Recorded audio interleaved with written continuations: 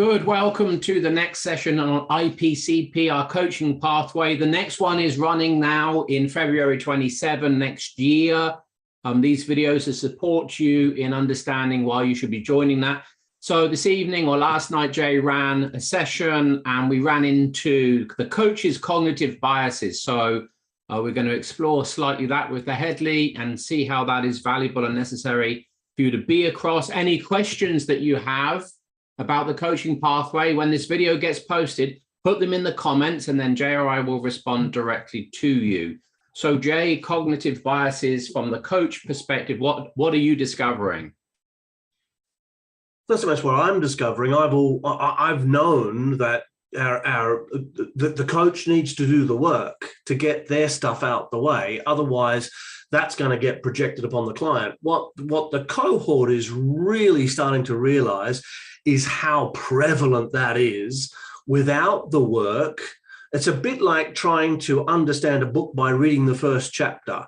You can't understand the whole book. You can't go deeply into it. So a lot of coaches think they know themselves.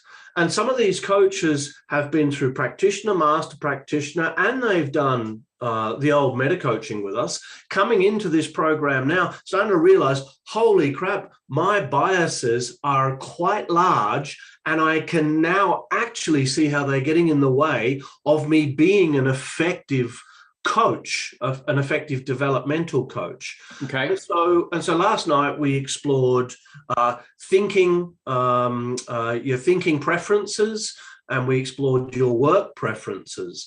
And so thinking preferences are, I think we're looking at, do you think in terms of, well, your work preferences are, do you prefer working by yourself or in a team with others? And the important part about that is shared responsibility. Do you like to hold responsibility yourself? Even though you like working with people, then you're likely a group worker than a team worker. If you like working with people and sharing responsibility, then you're definitely a team worker. And if you like to hold responsibility to yourself and you prefer to get things done on your own, then you're definitely individual.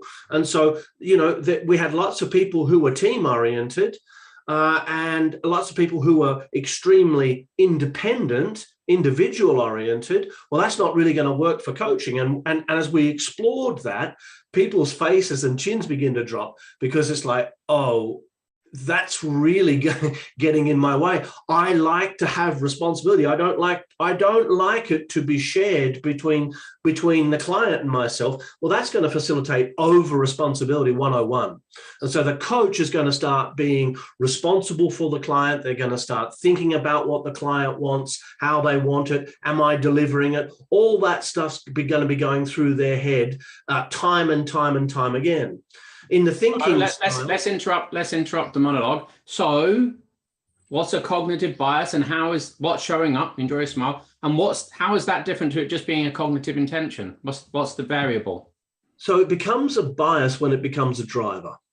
And so it becomes a driver when there's a high score in one or both of the cognitive intentions, or if there are 3 cognitive intentions in a category, then across all 3.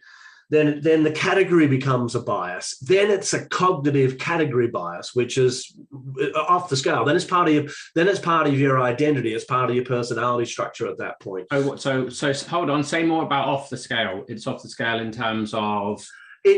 So an example in perspectives. One person in the group had 90% first person, 95% second person, 100% third person. Right. That means that perspectives are now part of their identity. I said, tell me about how perspectives are part of your identity. She said, all I talk about is perspectives. I live, I dream, I think about perspectives. I'm constantly correcting people's language.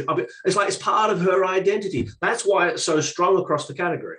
So the whole category becomes a driver. How does that play out as a bias for that student particularly, without going into who that was? Because they'll be constantly just coming back to perspectives. They won't be referencing anything else other than perspectives. They won't be referencing cognitive biases. They won't be referencing beliefs. They won't be referencing values. They'll just go, this is a perspective problem, because that's all there is. It's like tunnel vision. And so, suddenly, well, that's your perspective, in his or her relationships, primary relationships. Well, that's your perspective, sweetheart. It's not my perspective. Can you hear how subjective that is? They're getting into arguments over whose perspective it is because it's part of the identity structure now. Yeah. And so the bias is what, though? The bias is a category bias. Right. Yeah. Whereas if a person had a bias for second person perspective and their score in second person perspective was 60% and their score in first and third person perspective, let's say, was 25-30%, then second person perspective becomes a driver. Therefore referencing what you think other people are thinking and referencing what you think other people are feeling becomes a driver bias for you. Sure. Good. Okay. And and how is the course helping with that for the student? As we go deeply into each of the biases, the students are seeing not only how the bias runs for them, but we're having individual and collective coaching conversations where everybody's invited into the process. So I'll coach somebody to their bias by asking, what's the positive intention of the bias? How does it serve you? How does it not serve you? Really simple questions. As you sit back, do you have permission to be able to expand your thinking to include the other perspectives, to include the other views within that category? Stuff like that. But then we'll slow it down.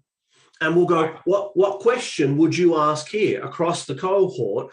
If you were this person, what's coming up for you? Who else has this bias? Right. What's coming up for you as I'm asking Bob these questions? What's coming up for you? What's coming up for you? What's coming up for you? What's coming up for you?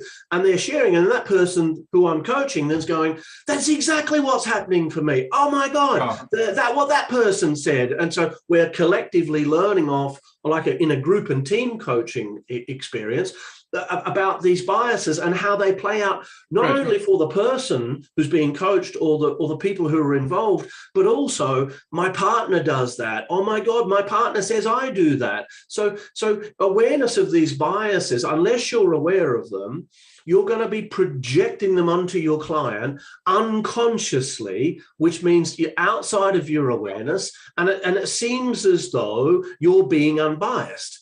But your thinking patterns are directing the very fabric of your thinking, and therefore the fabric of the experience of the coachee who may not share those biases.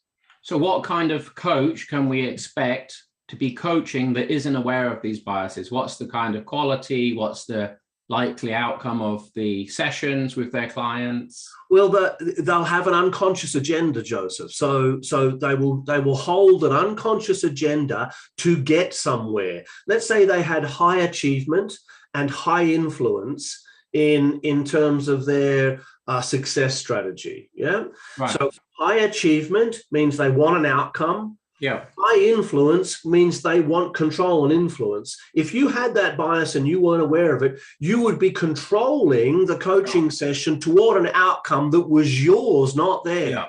Yeah. And you're not even going to know you're doing it. Yeah. And so I did it. A client once stood up at the end of a coaching session. He looked at me and he said, "Stop trying so fucking hard." Right. He left and never came back. It was the lesson for me that I was holding an agenda. It took me about 2 years to see it, but as I just held on to that, held on to it, it came to me like, that's what was going on. Here's me driving the session with my biases. That kind of thing's going to happen. So as you can hear from our sharing here, we're very keen and we are very invested in making sure that as a coach, and particularly as an accredited coaching room coach, you're across a really clean, pure, and systemic approach to coaching. If that interests you, drop your questions in the comment section, or just really easy, come book on the course for next year, see Harriet. That's it from us. Till next time.